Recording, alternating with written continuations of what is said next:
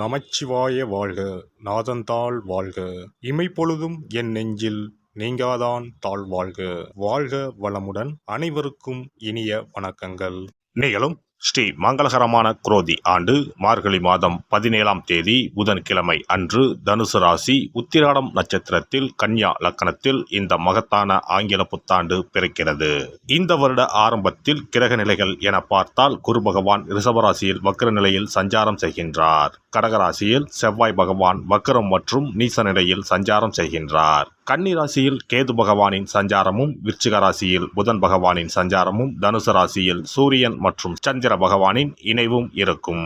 கும்பராசியில் சுக்கிரன் மற்றும் சனி பகவானின் சஞ்சாரம் இணைந்திருக்கும். அடுத்ததாக மீனராசியில் ராகு பகவானின் சஞ்சாரம் இருக்கும். இவ்வித கிரக நிலைகளை கொண்டு இந்த 2025ஆம் வருடம் ஆரம்பமாகிறது. இந்த புத்தாண்டில் சனி பெயர்ச்சி, குரு பெயர்ச்சி, ராகு கேது பெயர்ச்சி என முக்கிய கிரகங்களின் பெயர்ச்சிகள் நடைபெற உள்ளது. இதன் காரணமாக சில ராசிக்காரர்களுக்கு குடும்பம், வேலை, தொழில் என அனைத்து விதத்திலும் முன்னேற்றம் ஏற்பட வாய்ப்புள்ளது. பிப்ரவரி 4ஆம் தேதி குரு பகவான் ரிஷபராசியில் வக்ர நிவர்த்தி அடைகிறார். மார்ச் 29ஆம் தேதி சனி பெயர்ச்சி நடைபெற உள்ளது.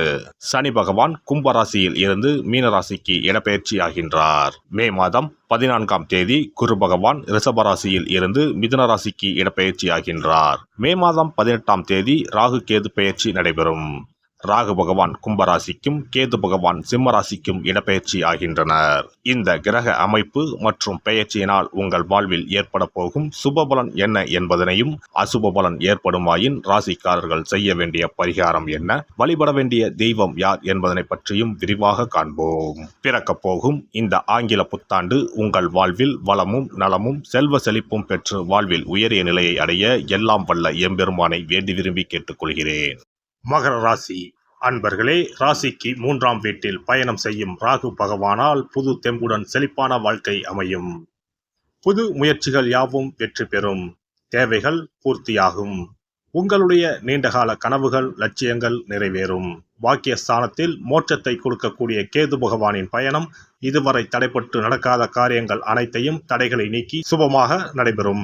2025ஆம் ஆண்டு மே மாதம் முதல் ராகு பகவான் குடும்பஸ்தானத்திற்கு வரப்போகிறார். பேசும் வார்த்தைகளில் கவனம் தேவை. வாக்கு கொடுத்து மாட்டிக்கொள்ளாதீர்கள். குரு பகவானின் பார்வை 2025ஆம் ஆண்டு மே மாதம் வரை கிடைப்பதால் திருமண சுபகாரியம் கைகூடும். மே மாதத்திற்கு பிறகு குரு பகவான் 6ஆம் வீட்டிற்கு செல்வதால் உடல் ஆரோக்கியத்தில் அக்கறை காட்டுவது அவசியம். நோய்கள் வெளிப்பட்டு குணமடையும். கடந்த 7.5 ஆண்டு காலமாக சனியால் ஏற்பட்ட சங்கடங்கள் விலகப் போகிறது. 7.5 சனி முடிவுக்கு வரப்போவதால் 2025ஆம் ஆண்டு மகிழ்ச்சி நிறைந்த ஆண்டாக மகர ராசிக்காரர்களுக்கு அமையப் போகிறது.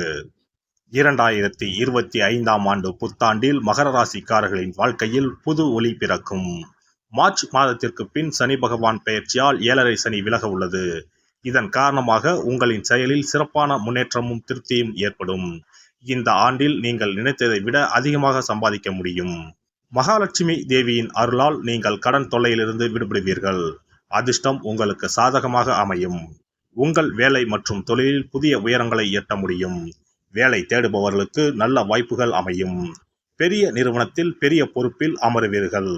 உங்கள் கனவு நிறைவேறும். முயற்சிக்கு ஏற்ப முன்னேற்றம் பிறக்கும். உறவுகளுடன் அனுசரித்து நடந்து கொள்வது நல்லது. சோம்பலால் சில செயல்களில் தாமதம் ஏற்படும். மறதி சார்ந்த பிரச்சனைகள் தோன்றி மறையும். எந்த சூழ்நிலையும் சமாளிக்கும் தன்னம்பிக்கை உண்டாகும். சுகபோக விஷயங்களில் நாட்டம் ஏற்படும். சமூக பணிகளில் இருப்பவர்களுக்கு செல்வாக்கு அதிகரிக்கும். உடன் பிறந்தவர்களின் மூலம் அனுகூலம் உண்டாகும். பலதரப்பட்ட மக்களின் தொடர்பு கிடைக்கும். வழக்கு சார்ந்த பணிகளில் எதிர்பார்ப்புகள் நிறைவேறும்.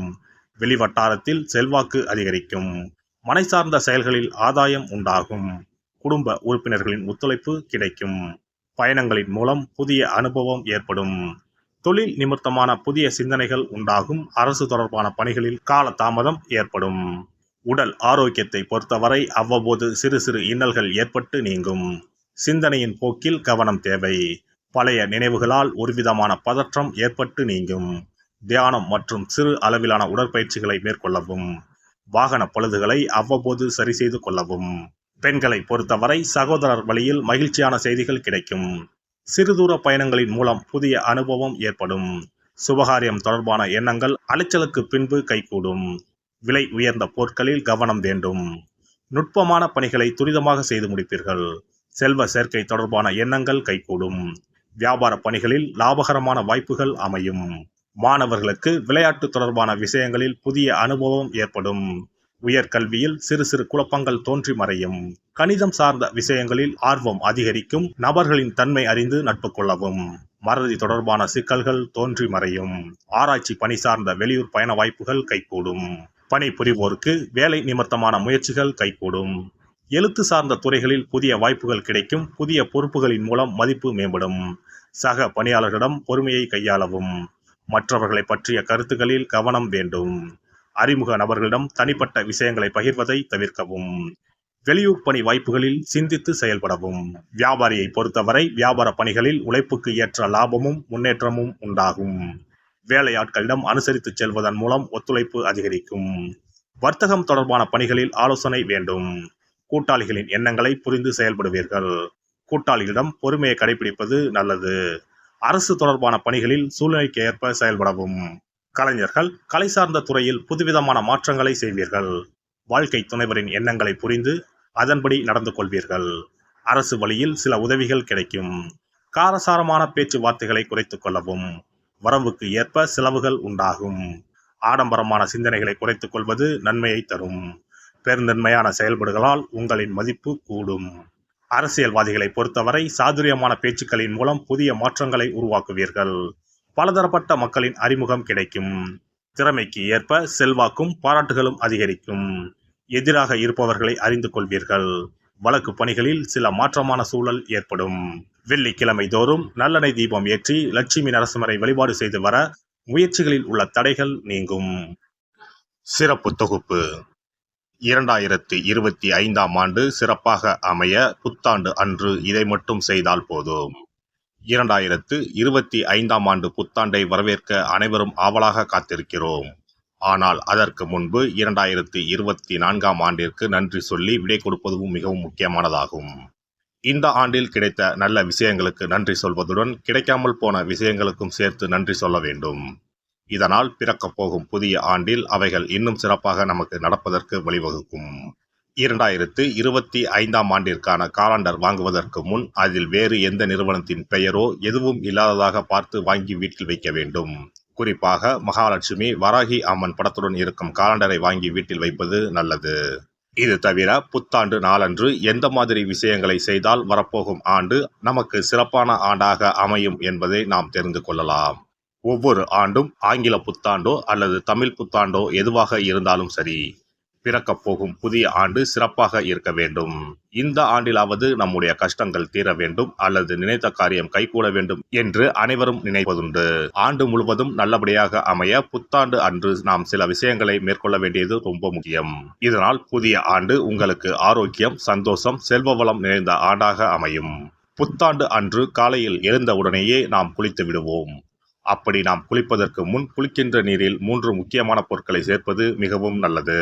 அந்த தண்ணீரில் முதலில் சிறிது கல்லுப்பை சேர்க்க வேண்டும். கல்லுப்பு நமக்கு இருக்கும் கண் திருஷ்டி, எதிர்மறை ஆற்றல்கள் ஆகியவற்றை அகற்றிவிடும். அடுத்ததாக சிறிது மஞ்சள் தூளை அதில் சேர்க்க வேண்டும். இதுவும் எதிர்மறை ஆற்றல்களை நீக்கி வாழ்வில் மங்களங்களை நிறைய செய்யும். மூன்றாவதாக சிறிது சுத்தமான பாலை சேர்க்க வேண்டும். அது பசும்பாலாக இருப்பது மிகவும் சிறப்பானது. இவை மூன்றுமே மகாலட்சுமியின் அம்சமானவை என்பதால் இவற்றை நீரில் கலந்து குளித்தால் அந்த ஆண்டு முழுவதும் நமக்கு மகாலட்சுமியின் கடாட்சம் கிடைக்கும். அடுத்ததாக புத்தாண்டு அன்று காலையில் வீட்டின் வாசலில் சிறிதளவு மஞ்சள் தடவி அதன் மீது அரிசி மாவில் கோலமிட வேண்டும். அதன் மீது ஒரு அகலில் மஞ்சள் நிற திரியிட்டு நெய் விட்டு தீபம் ஏற்ற வேண்டும். அதற்கு பிறகு வீட்டிற்குள் நல்லெண்ணெய் தீபம் ஏற்றி அன்னாசி பூ நறுமணம் கொண்ட ஊதுபத்தியை ஏற்றி வைத்து வழிபட வேண்டும். இந்த ஆண்டில் வராகி அம்மனை வழிபடுவது சிறப்பானது. இதனால் வெற்றிகளும் மகிழ்ச்சிகளும் கூடும். அதேபோல் புத்தாண்டு அன்று இரவு 9 மணிக்குள் சில முக்கியமான பொருட்களை வீட்டின் பூஜை அறையில் வாங்கி வைத்து வழிபடுவதால் வீட்டின் பொருளாதாரத்தை அதிகரிக்க செய்யும்.